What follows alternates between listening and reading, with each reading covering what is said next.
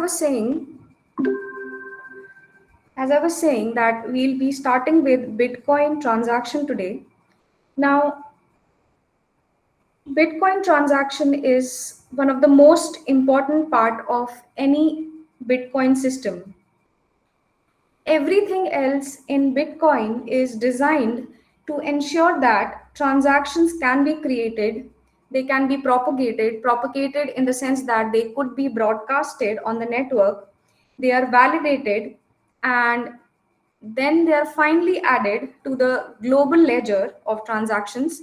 And this global ledger of transactions is what we call the blockchain. That is the Bitcoin blockchain. So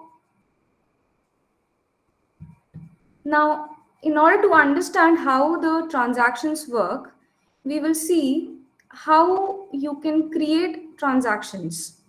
So transactions are like data structures in which the transfer of Bitcoin between participants is encoded. Also, when we are talking about the Bitcoin blockchain, this Bitcoin blockchain is a open blockchain system. It is a public blockchain.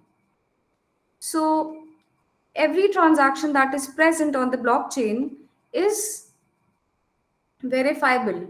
So here now what we'll start talking about is we will examine what a Bitcoin transaction is, what that transactions contain, how to create the transactions, how those transactions are verified, and then finally how they become part of the permanent record of transaction, which is finally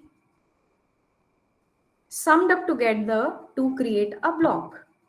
So before talking about how the transactions are verified, how they are propagated, or what a transaction life cycle is, we'll first talk about what the transactions are.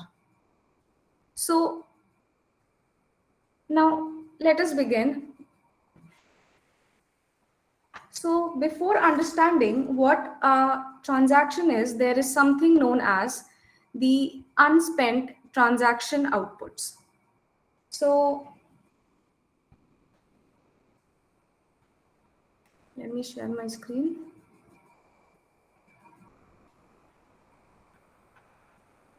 Okay. So every blockchain has their own transaction model. Ethereum has its own transaction model. Bitcoin has its own transaction model. Hyperledger will have its own transaction model. So every blockchain will have its own transaction model. Also, transaction is a way in which information gets recorded in the blockchain. So whatever information is present inside a blockchain, be it like if you're talking about cryptocurrency, then it records transactions, that is transfer of money, but it can also be used as a data store to store some kind of data also. So whenever you need to like store something inside a blockchain, you will have to create a transaction, and every blockchain will have its own transaction model. So the transaction model that is used in Bitcoin is known as UTXO model. So what is this UTXO model? UTXO model stands for unspent transaction output. So we'll understand what this unspent transaction output is. So let us first understand how transactions happen. So in real life, what happens is we have a bank. Suppose we have bank A and we have another bank, which is the bank B. Now, suppose there is an account holder whose name is Tom. Now, Tom has say $10,000 in his account. And we have another account holder in bank B whose name is Alice. Alice only has, say, $0 in her account. So we have bank A, we have bank B. Tom has an account in bank A, and in his account, $10,000 are present. We have another bank B. Alice has account in bank B, and Alice has no money in her account. Now, Tom, he wants to transfer some amount of money to Alice. Say Tom wants to send $2,000 to Alice. Tom wants to send $2,000 to Alice. So what does Tom need to do? Now, when you're talking about bank, you can use various payment methods to initiate the money transfer. So once the transaction is initiated, once the transaction is initiated, what will happen is now Tom will have only $8,000 in his account, and at the end of the transaction, Alice will gain $2,000. So once Tom initiates this transaction, what Bank A does is it will transfer $2,000 from Tom's account to Alice's account. So here Bank A initiates the transaction from Tom's account, and here Bank B deposits $2,000 in Alice's account. Now, settlement between the banks, how this amount gets withdrawn, how Bank A and Bank B manage their settlements, it happens behind the screen. But for now, what happens is an amount of 2,000 is deducted from Tom's account and it is deposited into Alice's account. Now, let us see that what happens in case of Bitcoin. So we have a sender, Tom. We have a receiver who is Alice. Okay. So Tom will have some Bitcoin address. Let us say his Bitcoin address is this. And Alice will also have some Bitcoin address. Let us say Alice's Bitcoin address is this. And available BTC in Tom's account is, say, 5 BTC. Available amount in Alice's account is 0 BTC. So we have Tom, whose Bitcoin address is this, and the available Bitcoin in Tom's account or Tom's wallet is 5 BTC. Alice has a Bitcoin address of this, and she has no BTC whatsoever in her wallet. Now, what Tom wants to do is, Tom wants to send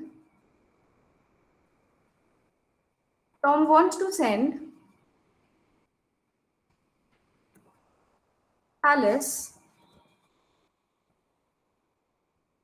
2 BTC. Now, Tom wants to send 2 BTC to Alice. Now, this is what we put inside a transaction. This transfer of money will become a transaction. So now in case of Bitcoin, what happens is Tom has 5 BTC. This 5 BTC is input. Now what happens is Tom wants to transfer 2 BTC to Alice. Tom wants to transfer 2 BTC to Alice. He wants to transfer 2 BTC to Alice.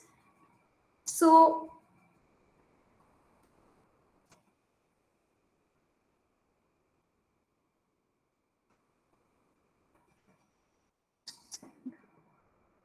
He wants to transfer 2 BTC to Alice. So this will become the output. Now, in case of Bitcoin, what happens is, initially Tom had 5 Bitcoins. He wanted to send 2 Bitcoins to Alice. So this 2 BTC is the output of this transaction. We have another 3 BTC left. This 3 BTC he will send to himself as change. This is not what Tom is doing. This is how Bitcoin transaction works.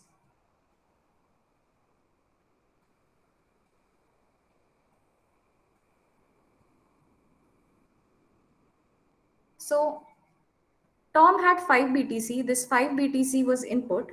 He creates a transaction, that is a transaction in which Tom wants to send 2 BTC to Alice.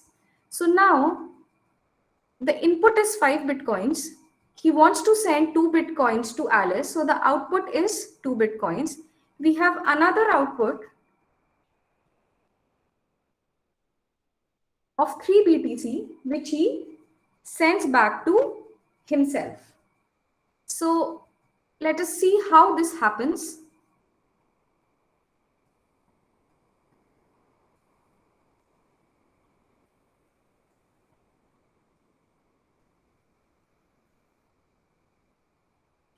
So before we see how exactly this 5 BTC is broken down into 2 BTC and remaining 3 BTC is sent back to Tom, let us see what is a structure of a transaction in Bitcoin.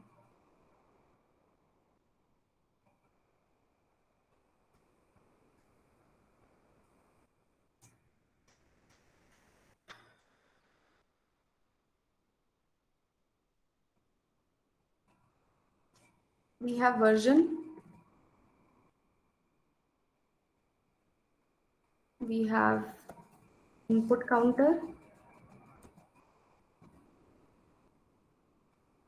then we have inputs, we have output counter, we have outputs,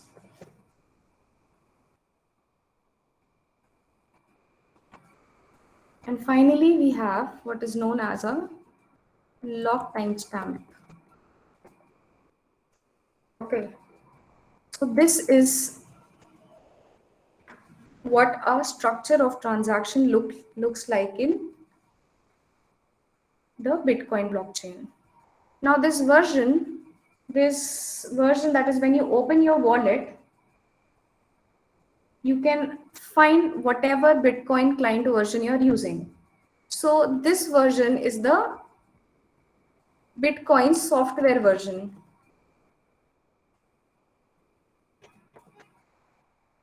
That is, which Bitcoin software you're using, that version will be present inside every transaction.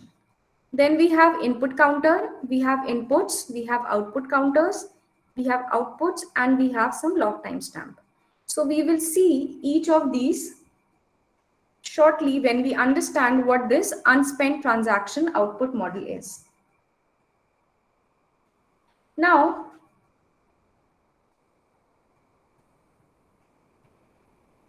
when you open your wallet and you want to send 2 BTC to anybody, in reality, what happens is that when you hit the send button, a transaction gets initiated. So every transfer of money is in the form of a transaction in Bitcoin. So let us come back to this example. We have Tom. He has some Bitcoin address. He has 5 BTC available with him. And we have Alice. And Alice also has some address. And Alice has 0 BTC with her. So Tom wants to send 2 BTC to Alice. So when you are sending some money, you want to ensure the receiver that you are actually the owner of that cryptocurrency. That is, you are actually the owner of the amount that you are sending. So let us see how that happens. So we are saying here that Tom has 5 BTC. So we'll first have to see how Tom has received those 5 Bitcoins. So in that case, we make use of the UTXO model, that is the unspent transaction output model. So before sending some money, we first have to see how we have received those 5 Bitcoins. That is, we need to calculate Tom's balance. And this is done using the UTXO database, which is present inside every Bitcoin wallet. So if you're talking about this 5 Bitcoins, let us see how Tom received those 5 Bitcoins. So let us assume that Tom received 2 Bitcoins from some person. Tom received another 1 Bitcoin from somebody else. Say because of some transaction, Tom received that Bitcoin. And Tom received 1.5 BTC from some other person.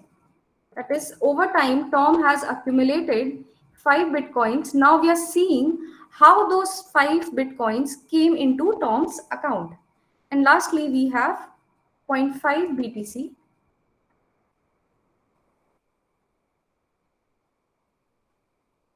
So this is the entire input available in Tom's wallet. We were saying that Tom has 5 BTC, but we need to know how Tom got these 5 BTC. Tom must have got this 5 BTC from some transaction from some people. Some people must have sent some amount of Bitcoins because of some transaction to Tom. And together, this makes up 5 Bitcoins. So he received 2 BTC from somebody, 1 BTC from somebody, 1.5 Bitcoins from somebody, and 0.5 Bitcoins from somebody. So together, it makes up the 5 BTC that is present in Tom's account. Okay. Now, these are what is known as the transaction inputs. And this Tom's balance is calculated in real time by using this UTXO model. So this UTXO input will be calculated or summed up together, and that is how the balance would be shown in his wallet. So these 4 inputs make up Tom's 5 Bitcoins. Now what will happen is, if you remember previously, we have talked about that when you want to unlock some currency, you use your private key. So what Tom will do is, he wants to spend this Bitcoin. So he will unlock his Bitcoins. For unlocking, he will use his private key. So he will unlock these Bitcoins. That is, Tom is trying to spend these Bitcoins. Then what Tom will do is, Tom will lock these Bitcoins with Alice's public key. We have already talked about this, how you send money from one account to another. We make use of private keys and we make use of public keys. So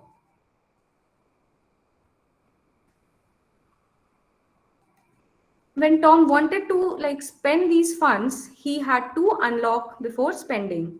So in order to unlock, he will use his private key. Tom will use his private key. But now he wants to send the same to Alice. He wants to send the Bitcoins to Alice. So what he'll now do is, he will lock the funds using Alice's public key.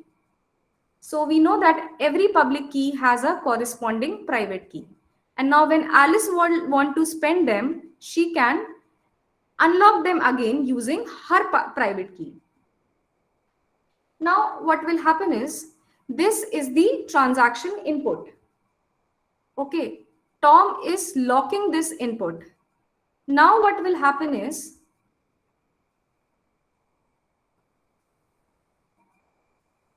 Tom wanted to spend his funds, so he had to unlock it using his private key of Tom. Then Tom wanted to send this amount to Alice. So what he will do is, he will lock the output. Now let us see how that happens.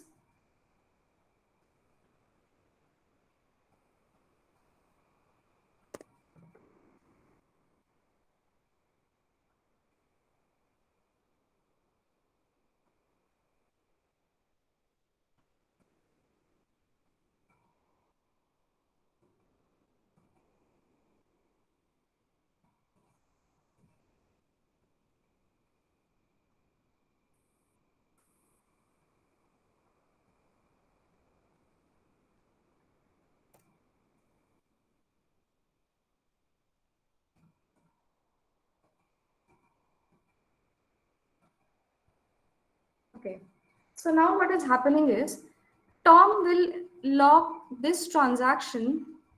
He will log this transaction using Alice's public key, and it will be sent to Alice. Now, since only this transaction has been locked with Alice's public key, Alice will only be able to spend this Bitcoin, that is the 2 BTC.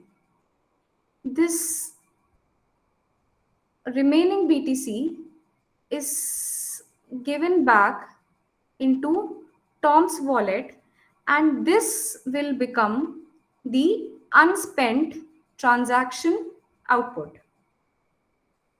So when now Tom decides that he has to send 2 Bitcoins to Alice, he can use any of these inputs to send money to Alice. So 1, 1.5, 0.5, this will also make, 1.5 and 0.5 will also make 2 BTC. The reason that we have to send some more transactions, because the receiver needs an assurance that you have that money in your account. You're not just saying that, okay, if you had to pay me 5 Bitcoins, how will I know that you have 5 Bitcoins in your account? I can only know when I spend them. I will never know until I spend them. So you have to give a kind of an account statement, your wallet statement, that you have this amount of money present in your account, present in your wallet. So this is what the unspent transaction output model is. So it is a fundamental building block of a Bitcoin transaction. So UTXO are indivisible chunks of Bitcoin currencies which are present with a specific owner. And our Bitcoin network tracks all the available unspent transaction output, which are currently in like millions and millions in number. So whenever a user receives a Bitcoin, that amount is recorded within the Bitcoin blockchain as a UTXO. Thus, a user's Bitcoin may be scattered as UTXO. You are not given Bitcoin in the multiples of 1 Bitcoin, 2 Bitcoin, 3 Bitcoin, 4 Bitcoin. It could be like 0.0234 Bitcoin, 0.0367 Bitcoin.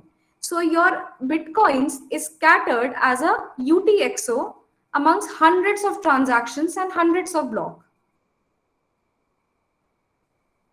So the concept of user's Bitcoin balance is derived using the UTXO model.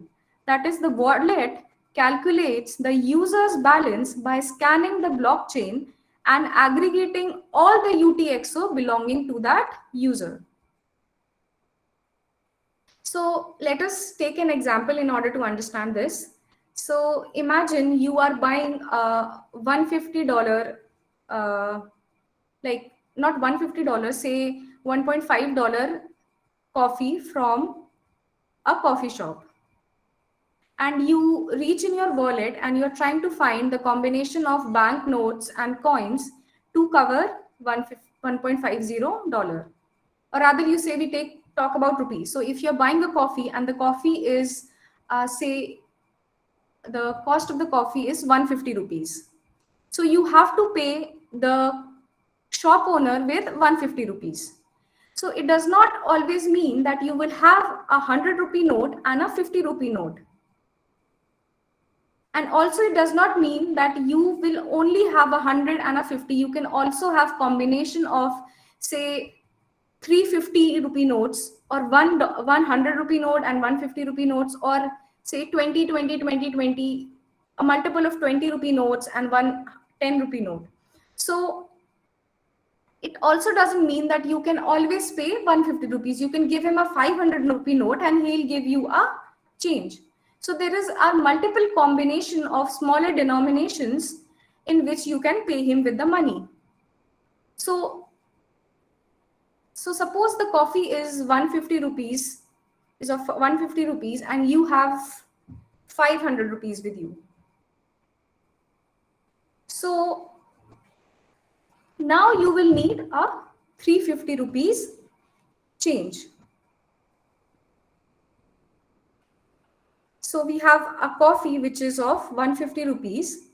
You don't have, say, 150 rupees, you pay him with a 500 rupees note. So they will give you 350 rupees back. So this is how a Bitcoin transaction also works. It doesn't necessarily have to mean that you will send him the exact money. You can send, now Alice wanted $2. You logged 5 Bitcoins. Sorry, Alice wanted 2 Bitcoins. You logged your 5 Bitcoins in order to show the history of transaction. So you send that money to Alice and you got your 3 BTC back. And that 3 BTC became your unspent transaction output. So this is what a Bitcoin transaction model is. So let us now talk about transaction inputs and transaction outputs. When we were talking about this model, we already know what the Bitcoin version is. It is the software version of whatever Bitcoin software we are using. Then we have transaction inputs. So transaction input here is this 5 BTC. So this becomes your transaction input. Your transaction output is the transaction output is whatever money you are getting back in your account. So UTXO creates a transaction by combining the inputs, and those inputs are known as transaction inputs. And the transaction that gets created, the amount of money that you are spending, becomes your transaction output. So here, this entire amount is your UTXO input. This 5 BTC becomes your UTXO input, and you're spending only 2 BTC out of it. You had a UTXO of 2 BTC. You lock just this BTC with the public key. All this is remained unlocked. That is, you can spend it, but no other person can. So this 2 BTC becomes your transaction output. Then we have the input counter. Input counter means the number, how many inputs you are locking or how many inputs you are unlocking. So when you're sending, you are unlocking your inputs. So 1, 2, 3, and 4. You are unlocking 4 inputs. So this 4 becomes your input counter. Output counter, you are just locking one output. So your output counter becomes 1. Input is your 5 BTC. and your output is 2 BTC. So this is your unspent transaction output model. Now, coming back to the presentation, we have a user whose name is Teja. He wants to send 10 bitcoins to Karthik. So Teja needs to send, sorry, this number should be 50. Teja needs to send either 10 or 50. So Teja needs to send 10 bitcoins to Karthik. So now let us see how that happens. We make use of the unspent transaction output model. We have Teja here. Teja's UTXO is composed of a number of transactions. So in order to like send say 10 bitcoins, how much bitcoins does Teja have? 4 plus 3 is 7. 7 plus 4 is 11. 11 plus 5 is 16. So here we can see that Teja has 16 bitcoins available with him. But he needs to only send 10 bitcoins to Karthik. So now he does not exactly have 10 bitcoins. 4 plus 4, 8 plus 3 will make 11. 5 plus 4 will only make it 9. 5 plus 3 will make it 8. So he does not have any combination of any of these UTXOs that will give him an exact amount of 10 bitcoins. Okay. So Teja decides to use this 4 BTC, this 3 BTC, and this 4 BTC as its input. So 4 plus 4, 8, plus 3, 11. Okay. Now understand. He wanted to send 10 BTC to Karthik. He does not exactly have any combination of UTXOs that will make it 10 bitcoins. So what he decides to do is that, okay, I will use this UTXO of 4 BTC, this UTXO of 3 BTC, this UTXO of 4 BTC. Together, summing up, it makes it 11. And this is the input transaction. So here he is using these 3 inputs as the input to the transaction. Now, the transaction output will be 10 BTC will be sent to Karthik and 1 BTC will come back as the unspent transaction to Teja, that it is come back to Teja. So this 10 BTC goes to Karthik and this 1 BTC comes back to Teja. So this is the unspent transaction output model of Bitcoin. Now let us see as a whole how locking and unlocking works in Bitcoin. So we have a user who's Teja and another user who is Karthik. Teja wants to send 10 bitcoins to Karthik. Now Teja will have his public key, he will have his private key, he will have some Bitcoin address. Similarly, Karthik will also have his public key, his private key, and a Bitcoin address. Now, we know that we have transaction inputs and we have transaction outputs. So what happens here is you are sending Bitcoins. So your address, your Bitcoin address will come as part of the transaction input. The amount will also come as the transaction input. That is, you want to send 10 Bitcoins.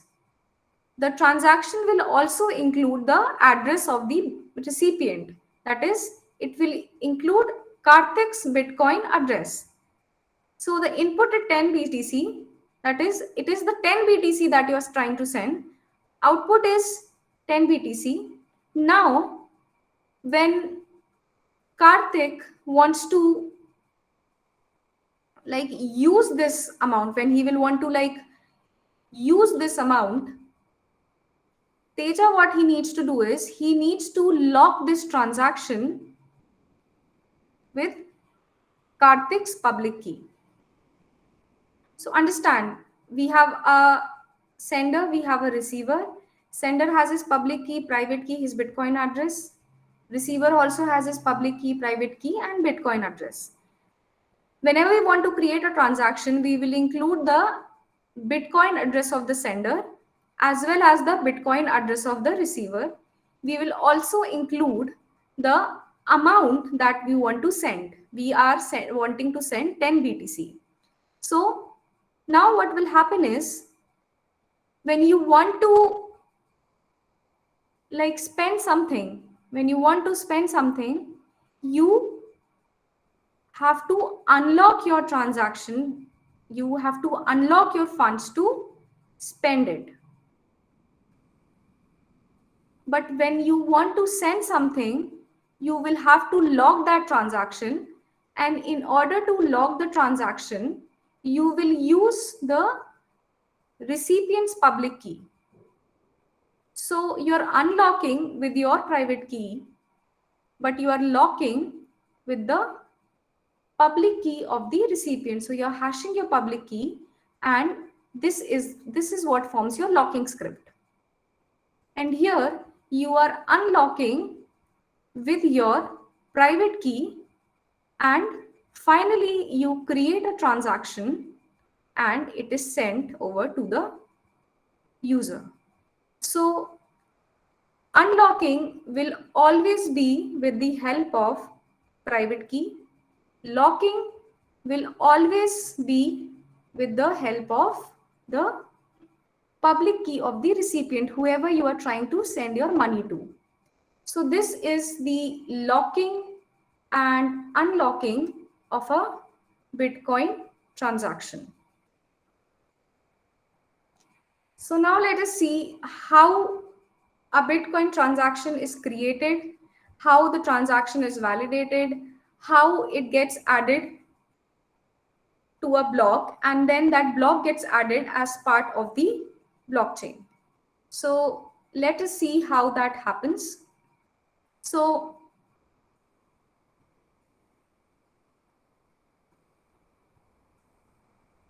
this here is a life cycle of Bitcoin transaction. Now, just to recall, your wallet stores your public key and you use your private key to create your public key. You will never store it in your wallet. So your public key is unique. It is publicly available, and your private key is kept private to you. Now your Bitcoin account is defined using the pair of keys. We know that you, in order to like operate your account, you will need your private key, and you will also need your Bitcoin address, which will identify you on the blockchain. And we know that the Bitcoin address is derived from public key, and the public key is derived from private key. So this Bitcoin address enables the users to identify each other on the Bitcoin blockchain network, so that they can send Bitcoins to each other. And this Bitcoin address is also referred to as the public address. Now, every account on Bitcoin is unique. That is, you will have a unique public-private key combination for every Bitcoin account. Also, Bitcoin is not stored in a wallet. It is decentrally stored on the blockchain. That is, blockchain is kind of a database in which you are listing your transactions. And that transaction is stored as part of a block on the blockchain. So on the Bitcoin blockchain, every Bitcoin is tied to a public and a private key or your account. And your private key is your means to access, that is to unlock and use your Bitcoin. Your private key enables you to create a transaction. So let us see how we create a transaction. Suppose I want to send X Bitcoins to Y. So I'm saying I want to send, say, 1 Bitcoin to Y. This is X and this is Y. And I want to send 1 BTC to this receiver. So now what will happen is I want to send 1 Bitcoin to the receiver. So what I will do is I will use my private key to create a transaction. I will digitally sign that transaction using my private key. That is, I will create a transaction that I want to spend 1 Bitcoin, and I will also mention the Bitcoin address of the receiver. So I will digitally sign the transaction, and that is, I will use my wallet. I want to send 1 BTC. So in order to send 1 BTC to the receiver, I create a transaction for that. Now this transaction is digitally signed, and it will include the whatever parameters that we have discussed with respect to a transaction. That is, it will have the input counter, the inputs, the output counter, the outputs. It will also have a timestamp. That timestamp will identify at what time was that block created. So what happens is that we create a transaction that will include all of those fields. It will also include the address of the sender, the Bitcoin address of the sender. It will also include the address of the receiver. Now, in order to send this transaction, I will have to digitally sign the transaction. And in order to digitally sign it, I will make use of my private key. So I use the private key to sign the transaction. We know what digital signatures do. Digital signatures help you to authenticate the